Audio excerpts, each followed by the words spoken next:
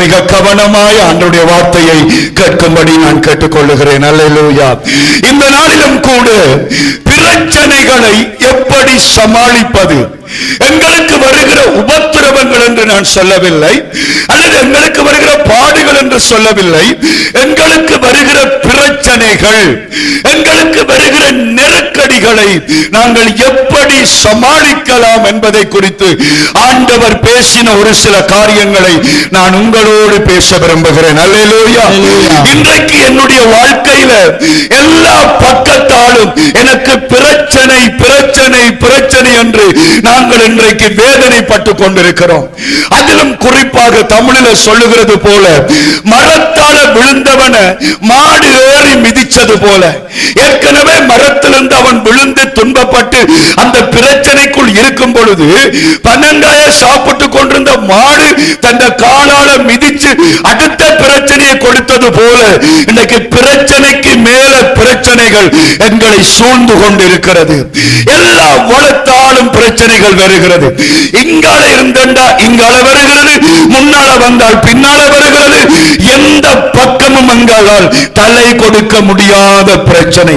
அதுதான் தாவீது ஒரு வசனத்திலே சொல்லுகிறார், கர்த்தரை பார்த்து கேட்கிறார், கர்த்தாவே என் சத்துருக்கள் எவ்வளவாய் பெருகி இருக்கிறார்கள். ஆமென் சொல்லுங்க. எனக்கு பிரச்சனை தருகிறவர்கள் எவ்வளவாய் பெருகி இருக்கிறார்கள் பாரும் ஆண்டவரே என்று சொல்லி அவர் ஜெபிக்கிற அளவுக்கு அவருக்கு நிறைய பிரச்சனைகள் இருந்ததை நாங்கள் வேதத்திலே வாசிக்கிறோம். வேதத்திலே ஒவ்வொரு பரிசுத்தவான்களுக்கும் பிரச்சனைகள் வந்தது. தற்காலத்தில் இருக்கிற ஊழியக்காரர்கள் பரிசுத்த விசுவாசுடைய வாழ்க்கையில் எவ்வளவோ பிரச்சனைகள் வருகிறது. இந்த பிரச்சனைகளை சமாளித்துக் கொண்டு முன்னேறி செல்ல வேண்டும் என்று கர்த்தர் விரும்புகிறார். ஆமென் சொல்லுங்க. அல்லேலூயா சொல்லுங்க. அல்லேலூயா. இப்பொழுது நீங்கள் லைனாக இருக்கிறீர்கள். ஜெபம் பண்ணும் பொழுது கடைசியாக ஜெபிக்கும் பொழுதெல்லாம் லைனா இருப்பீங்க, ஒரு ஆளுக்கு பின்னுக்கு ஒரு ஆள்.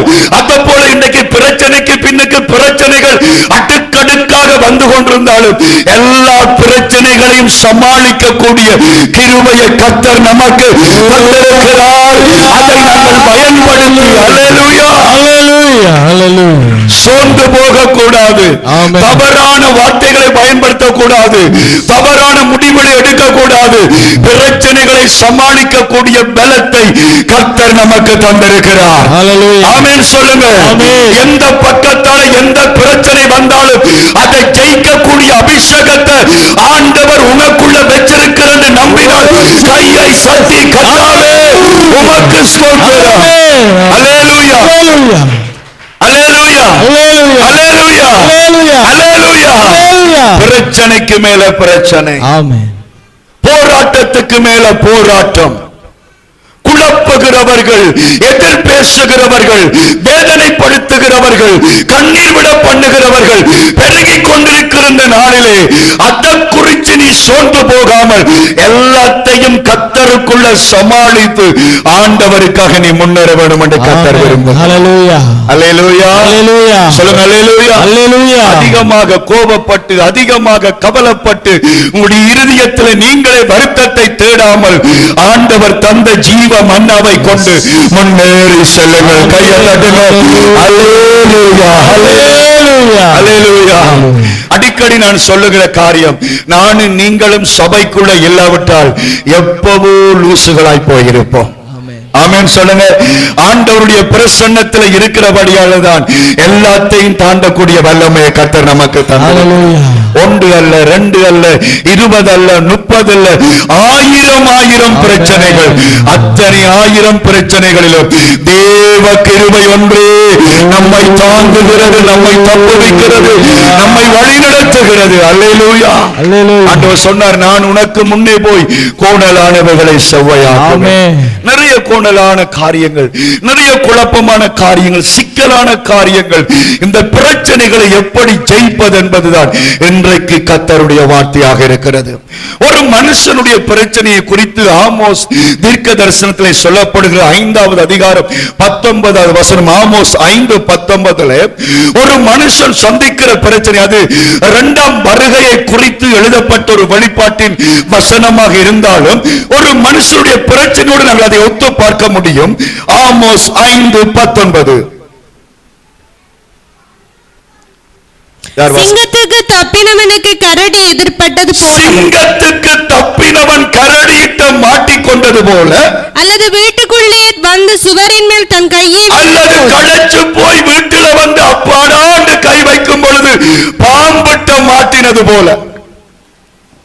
வேதம் சொல்லுகிறது, ஒரு மனுஷன் சிங்கம் என்கிற பிரச்சனையில சிக்கிக் கொண்டான்.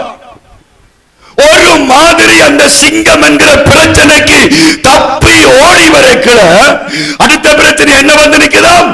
கரடி. எத்தனை மனுஷரோ அத்தனை மனுஷருக்குரிய பலன் அதுக்குள்ள வந்து கொண்டே இருக்கும். ரத்தத்தை காணாமல் விடாது.